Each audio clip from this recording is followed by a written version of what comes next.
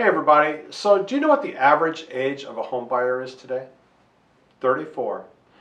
34 years old. I mean, that seems kind of young to me, but I have two sons. They're 32 and 34. I think that's right. That is right. They just had birthdays. And they do own houses, so, you know, what can I say? They do. But the thing about them is most of the time, these 30-somethings, they have good jobs, they've been saving their money, especially, you know, COVID created an opportunity for a lot of that generation to save money because they couldn't spend it on much of anything. They've established credit, and 9 times out of 10 they have a partner with them. So when people say, well, nobody can afford houses these days, well, actually they can, and they are buying them like crazy. So how do you know if it's the right time to buy?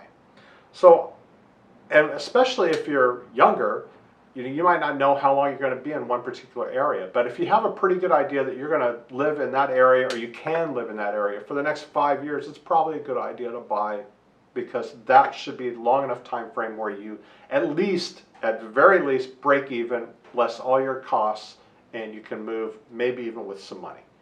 And then there's the upkeep. You know, you got to be able to upkeep the house, and that's definitely a learning process for most younger homeowners, but it's a reality, and we all have to deal with it. So constant maintenance and upkeep, and the ability to do that, the money to do that, are really important.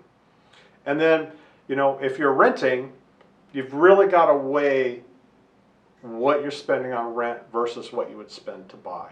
You know, if you take, and I know this is a huge factor, but if you take out the down payment aspect, a lot of times, and in many places in this country right now today, it's cheaper to rent to buy than it is to rent. Your monthly cost could be less, and there are all kinds of other benefits associated with that.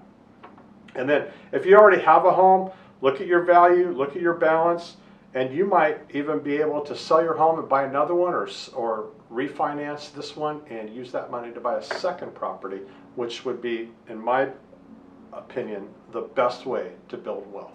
So I hope you found that interesting. If you did, give me a like. I'd really appreciate it.